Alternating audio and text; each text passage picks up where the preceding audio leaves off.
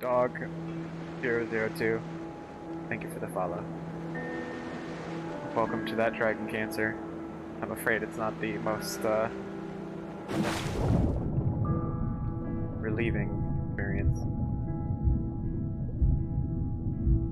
Ugh, her expectation is so maddening sometimes. You know what she wrote on the eve of Joel's first surgery? The one back in January when we first found the tumor? I seriously feel like a kid on Christmas Eve. I'm pleading for God to spare his life, and I'm tempted to despair because self-inspection leads me to conclude I shouldn't expect much of anything. And yet my wife is expecting a surprise party from the Lord, replete with presents and supernatural miracles. I envy her. Been sent here by Llama. Well, welcome to that dragon cancer. We're doing a charity live stream. All the donations are going to St. Baldrick's to help fund children's boys. cancer Let's research. go. Boys, get in bed. Oh, can you at least tell us a story?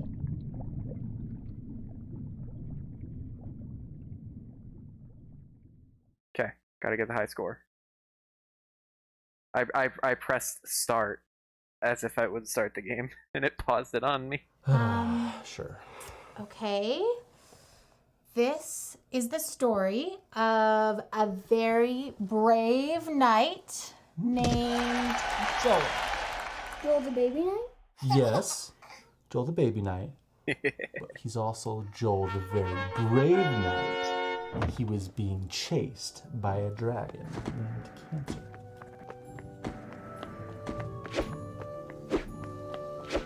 This is like a Ghosts and Ghouls right now. Because of his tumor? Mm-hmm. Where does the dragon live? In a forest. Yeah. Is the dragon big? Very big. Can't get the bird. Does the dragon breathe fire? Crouch. I crouched. What? What? Fire, you guys. Okay.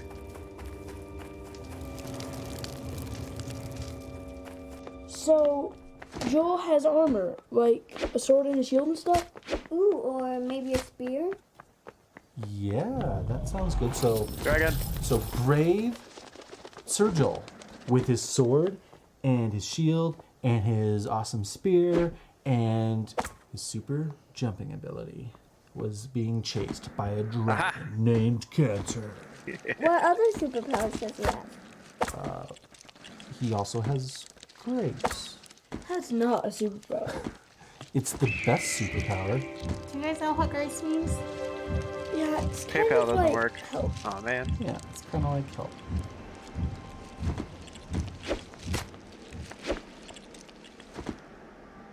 You know, and he's not the only one who's ever tried to fight this dragon. Some very brave knights have fought this dragon and lost. And some are able to drive the dragon off, and they can go home and they can quit fighting and the kingdom is safe. Joel's been fighting this dragon for a long time, huh? A long time. But Joel found a nice empty cave where he could rest. And it seemed like the dragon couldn't find him.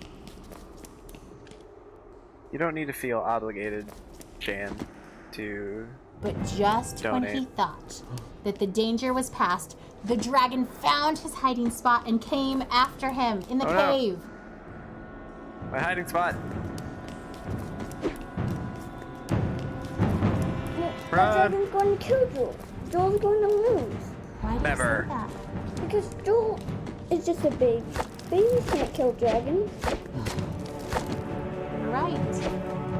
A baby can't kill a dragon. But that's the best part of the story. God Oh, crap. fights for Joel. My armor. He fights that dragon cancer right with Joel. And we know that God can win even if Joel can't. That's grace.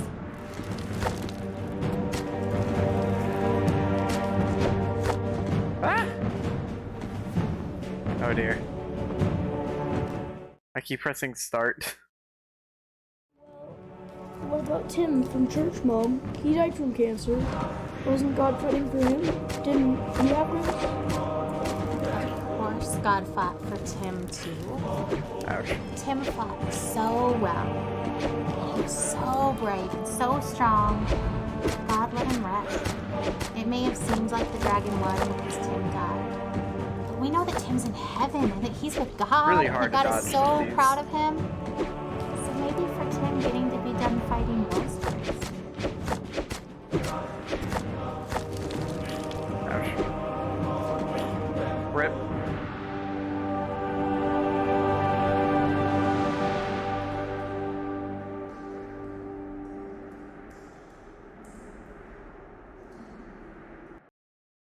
I almost had cancer dead.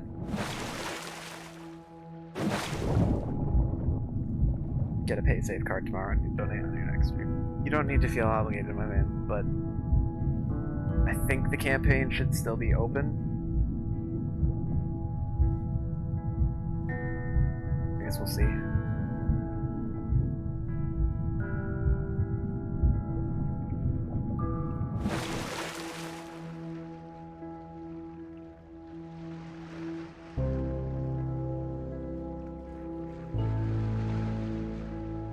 Can I go back in? Can I play the game again? No?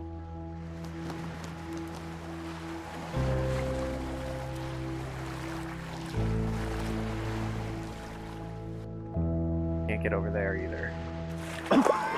Whoop. Ryan! Oh, Ryan, get in the boat. I can't. You have to. You'll drown.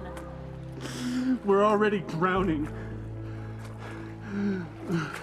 How can you sit there like that? Despair doesn't help anything. Full of Hellfire Dragon, yeah. Neither does false hope. I mean, it also turned They're into not Mario Kart. despairing. How can you say false hope? You're drowning. Well, you're missing your oars, and you don't even know where you're going. And yet you're so sure you're gonna get there. It's better than drowning. Well, enjoy floating on the surface like you always do. There's nothing deep about drowning. Just get in the boat. You have to let me feel this! Someone has to. That's not fair. I love him as much as you do. I just really believe we're going to be okay.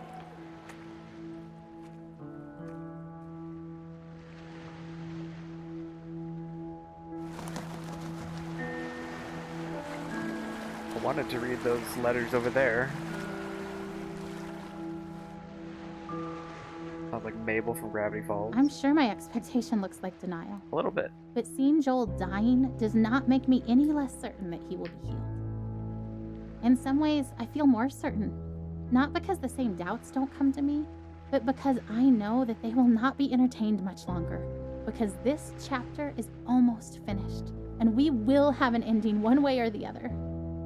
So the doubts and fears that make me reaffirm that even if I'm wrong, this is where I stand, become less and less powerful.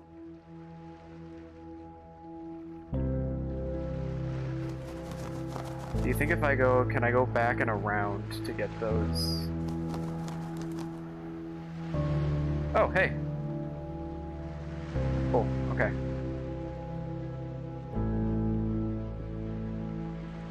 Dear Mr. Barnett, I'm not sure if this letter will get to you. However, I felt the need to write to you in your company. My daughter recently passed away after a long battle with cancer, and she was only 14 years old. In our short time with her, we saw her transformed from our wonderful little girl into a sickly child who spent far too many days in her bed full of pain. And we worried that we would never see her happy again. Well, the hospital gave her access to a computer, and she found her way to your game. I'm unsure really what it is, but from the day that she began playing Legends of Terrace, our daughter changed. She sat up, she was excited, she smiled again. She told us all these stories about what she was doing in the lands, all the things she wanted to do in real life but was too sick to try. She swam in the ocean, rode a horse, she had birthdays, bought a house, and she went on adventures with these new friends from all over the world. I don't know how to explain the happiness that it brought to us. For a short while, our daughter returned to us. She'd regained the wonder and an optimism that the illness had taken from her. She talked about the strange lands that you had made, the creatures, magical things, and adventures she went on. She lost her battle for life, but you helped bring our daughter back for a short time. And for that, we're eternally thankful. Sincerely, Julie. Yeah, Abby, I just looked at the time. I can't believe I've been playing this game for as long as I have already. I've already choked up a few times. It's sad.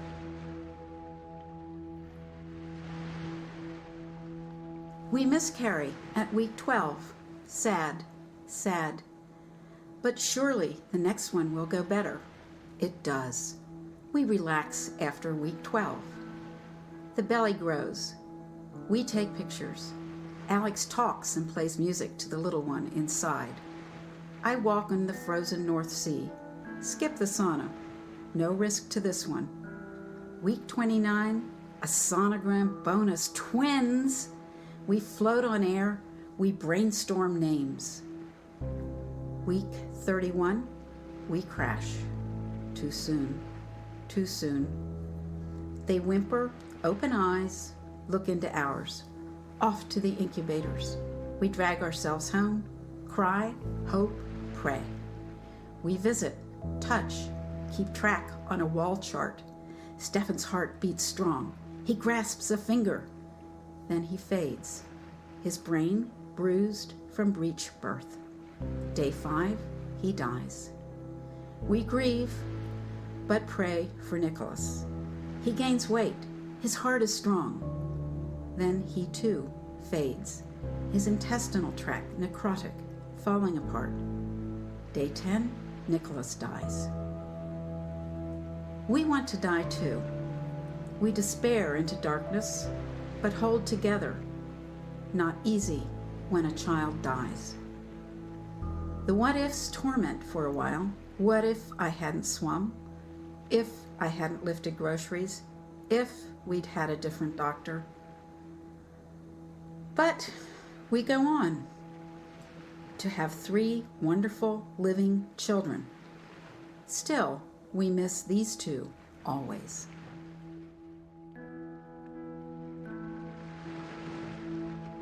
God, there's so many.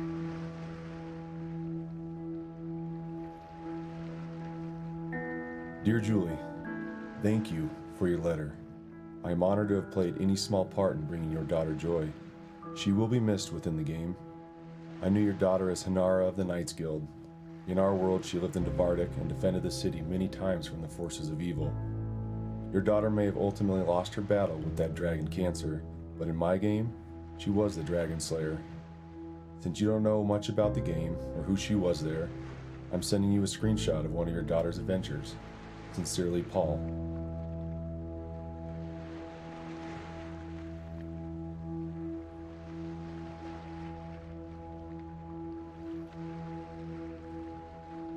Outside the Knights Guild, you stand in front of the portcullis entrance to the Knights Guild. The portcullis is currently raised, allowing access southwards to the courtway.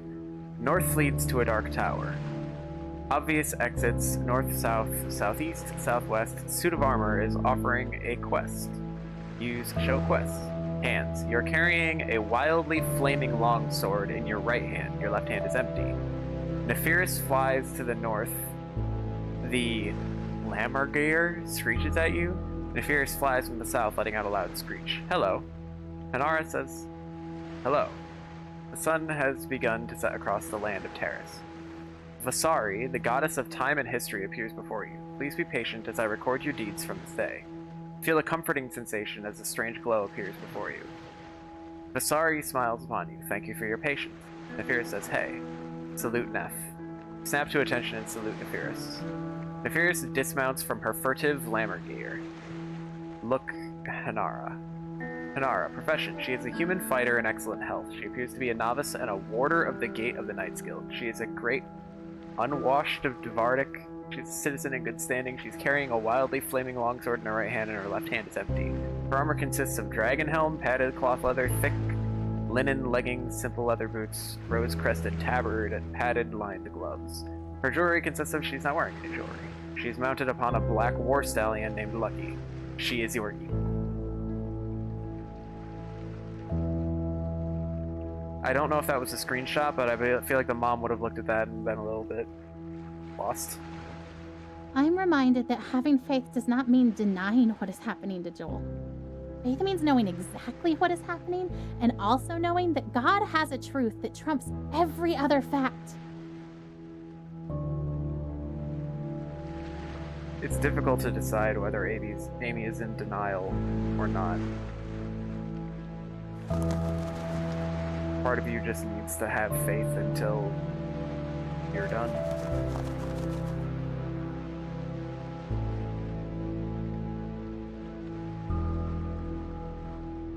People's conciliatory words of comfort meant to reassure us and help us accept Joel's death don't sit well with me.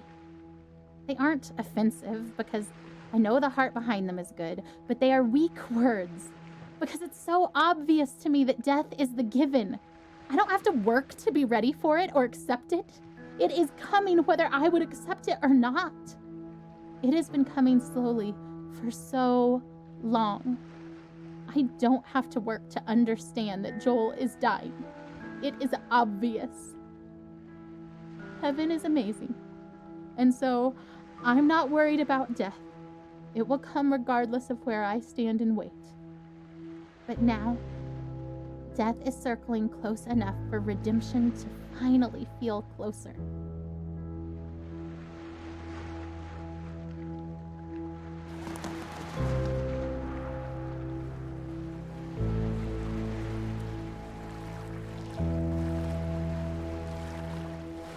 This is the part of the story where a daring rescue can thwart death's intentions just in time, perhaps when it looks like it's already too late. I want to watch for that.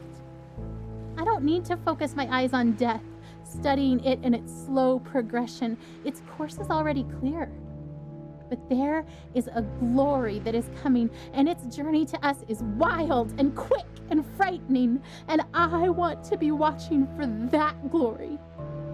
I want to stand trembling in awe before God and His power.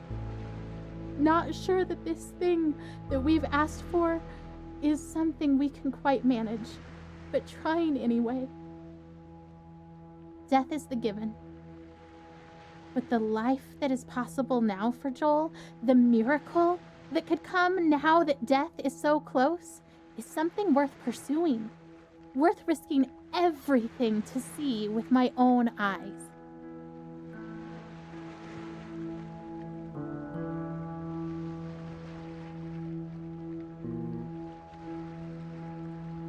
Are we going down to see the dad?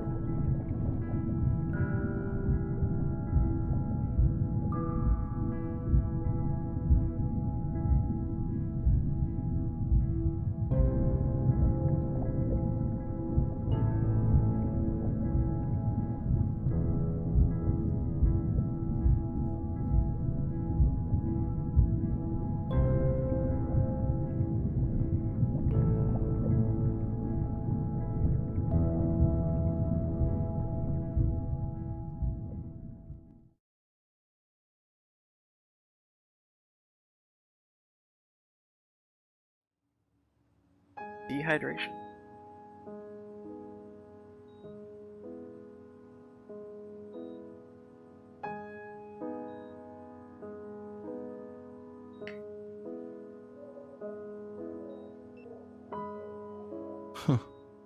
The sunset looks pretty from here. The orange glow cast on the wall. Better than the muted colors of this hospital. I wonder why they choose blues and greens. They, the ones who choose the colors that heal. Green for life. Blue. For comfort. Purple stripes to hide the stains. This chair is too small and sticks to my skin. I hate vinyl.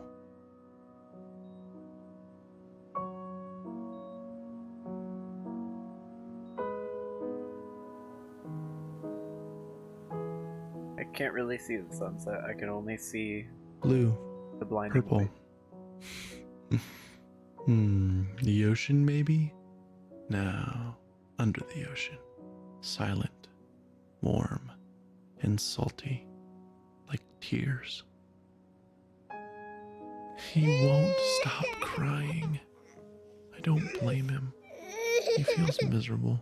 I hate that we're here. I hate that he's sick. I just want him to feel better.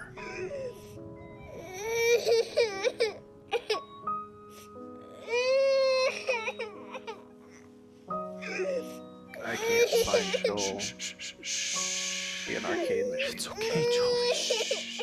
Oh, don't throw your head, buddy. Don't.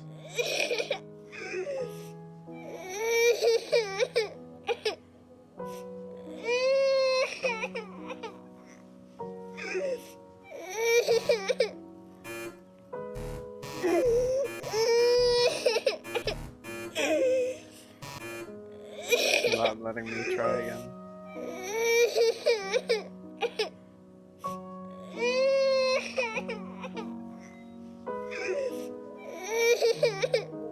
Here we go. Bouncing around.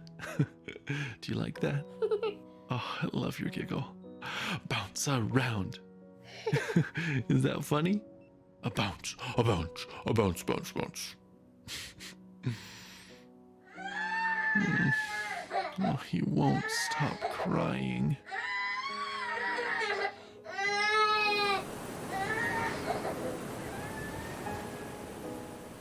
I hate this room.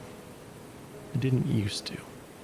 For a moment it was an adventure.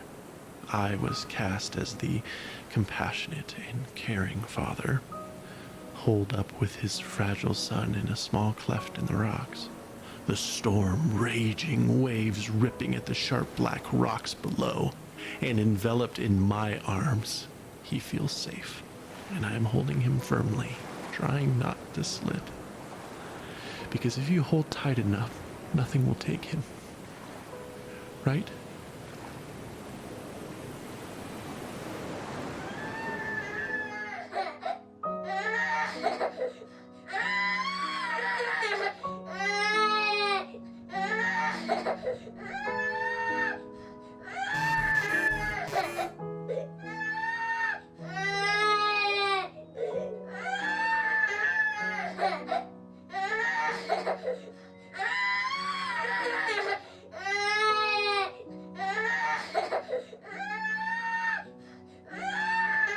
Hungry. I wonder if he's hungry.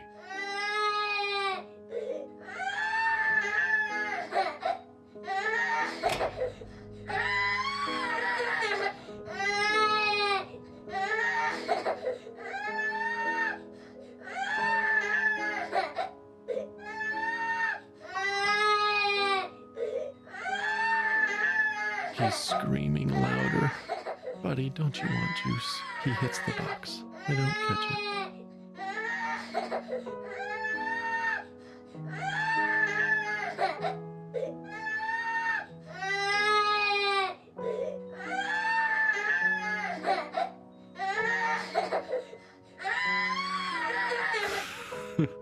He drinks it greedily. Big, deep gulps. Okay, Jolie, that's enough. Breathe, kiddo. And he does. And I wipe his face of snot and tears and juice. And then he vomits, and I catch it. I always catch it.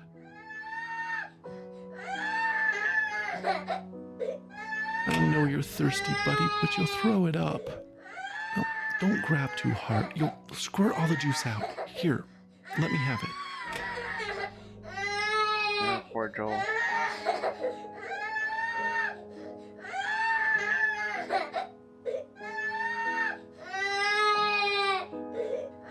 It's so late, Joel. Lay down. I can't hold you. I can't make you feel better. Shh. Shh.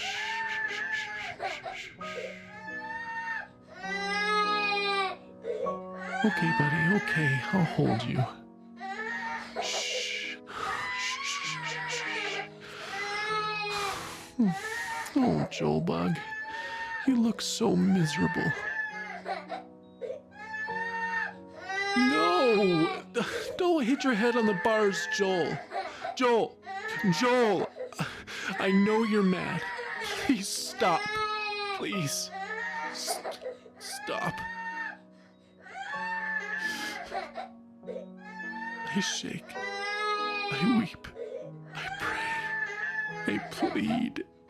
I need peace.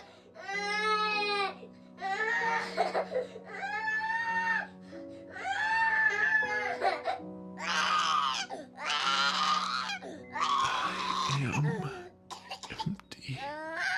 You are. I don't know all that you are. You are there. I want you here. I want you to call my son. I cannot. And you've brought us this far. He's still here, not dead, not there, with you. Oh God, I want him here with me. Please.